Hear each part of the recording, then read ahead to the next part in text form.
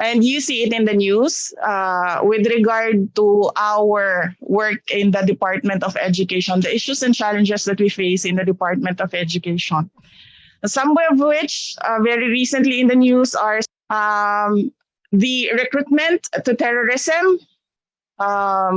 recruitment in insurgency, recruitment of children in illegal, the success of projects, activities, and programs depend upon very good surveillance and intelligence.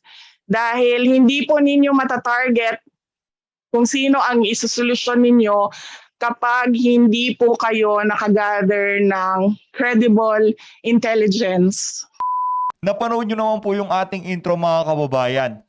Vice President Sara Duterte, harap-harapan pong sinagot etong si Kabataan Partylist Raoul Manuel. Dito sa video to mga kababayan, ilinabas nitong si Vice President Sara Duterte, isa sa sinusolusyonan ng Department of Education, yung mga ginagawang recruitment ng mga makakaliwang grupo sa mga eskwelahan. Pero bago po natin panoorin yung budget deliberation ng Department of Education dyan sa House of Representatives, kung bago lang po kayo sa PH Update, huwag niyo po sana kalimutan mag-subscribe at i-click ang bell notification button para lagi po kayong updated. Ayun na nga mga kababayan, pahiya na naman po itong Makabayan Black. Ang hilig po kasing magpabibo nito sa Kongreso. Akala mo napakatatalino at akala nitong si Raoul Manuel mga kababayan talagang nirepresenta niya ang mga kabataan. Kung hindi na lang po natin alam, maraming kabataang galit dyan sa Kabataan Partylist na yan.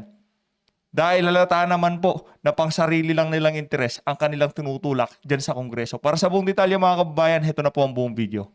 Ko sa ginagawa ng ating bansa sa ating basic education is that hindi natin nire-recruit ang mga pinakamagaling na mga senior high school graduates to take up education in higher education. Yan po ang napansin ko sa ating Department of Education sa 3 buwan ko po na nandiyan. Dapat po, we have to be innovative. Dahil po alam naman natin na hindi na natin masolve yung classroom shortage, tinitingnan po natin ang iba't ibang paraan na pwede nating gawin that learning continues for our learners outside of the classroom. Ang atin pong motto is that not all learning happens inside the classroom, which is true. I believe that everyone will agree with that. Lahat po tayo ay maraming natutunan, hindi sa loob ng classroom at hindi sa ating mga teachers, but sa ating life experiences as well. And then, before we conclude our presentation, we would like to present to you our plans for the succeeding years of the administration of President Marcos, and that is to invest heavily in flexible learning options. Of course, we will still pursue the building of classrooms. Of course, we will still pursue the recruitment of the best of teachers, but we will innovate and look for other solutions because yung problema po natin 10 years ago is problema pa rin natin hanggang ngayon. So dapat po we should think outside of the box already with regard to basic education. Napakahusay po. I described our classroom shortage as a situation of a quicksand. We're due to meager budget given to classroom construction annually.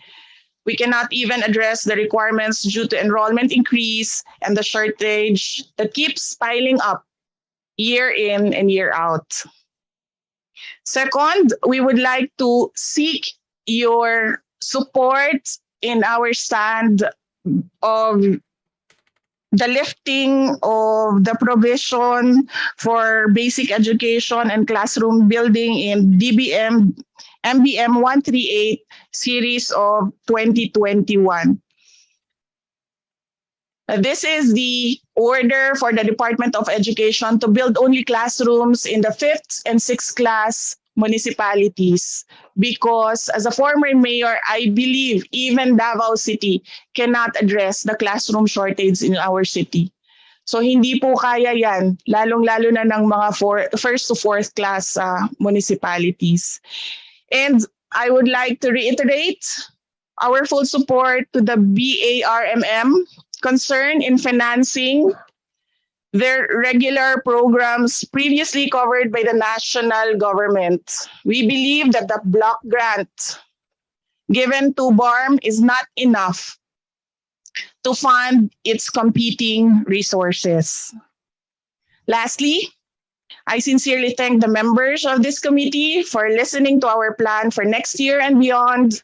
I know that the challenges we are facing are huge, and we need your support in our quest to think out of the box for our Filipino learners.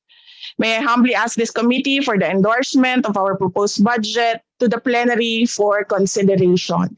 Thank you very much. Daghang salamat. Salamat, Madam Secretary, sa inyong paliwanag ng inyong policy direction with respect to classroom shortages. And rest assured po, kasama niyo po ang Kongreso outside the box po. So at this point, we will now open the floor to questions and a few house rules. Each member will only have 5 minutes for questions at hindi po kasama sa 5 minutes na yon ang sagot po ng ating mga DepEd officials. And we also have a long-standing tradition where we accord preferential treatment to our minority members, and they will be followed by the majority members in an alternating manner. But we can begin interpellation with the representative of Kabataan Partylist, Representative Raoul Manuel. You're recognized. Ayan na po si Raoul Manuel. Hello. Good morning, Madam Chair. Good morning sa mga opisyal ng Department of Education. Yung una kong mga tanong ay tungkol sa learning recovery. Paano na tayo uusad mula dun sa dinulot na learning poverty noong early years ng pandemya. Ayan na po yung pinakapabibo at pabidang party list. Aware tayong lahat kung paano tila ba ay hindi talaga maayos na natuto yung ating mga kabataan habang sila ay nag-aral lang through modules or through online. Hindi totoo yan. Maraming parents ang natuto. Dahil dyan sa ano na yan, online class, no? Comprehensive Rapid Literacy Assessment tsaka Amplified Numeracy Assessment ang DepEd. Kaso, ito ay kinakonduct online. Ang tanong natin sa DepEd, paano natin matitiyak na yung assessment tool natin ay accessible dun sa ating mga kabataan to gauge how they really learned? Yes, we would like to call on our USEC for the curriculum and instruction strand, USEC Gaviola. Thank you very much. Good morning, Your Honors. Please kindly state your name and This is indicate your position. Cabral of DepEd NCR, Regional Director. And I would like to respond on the question pertaining to the conduct of CRLA and ANA. We have partnered with the ABC Plus under the USAID, and that is in preparation for the implementation of Learning Continuity and Recovery Plan. On the question on why this has been conducted, not necessarily online, but electronic, just to facilitate the assessment of the status of literacy and numeracy level of our learners. This was conducted only on a 15-minute And you see it in the news with regard to our work in the Department of Education, the issues and challenges that we face in the Department of Education. Some of which very recently in the news are the recruitment to terrorism, recruitment in insurgency, recruitment of children in illegal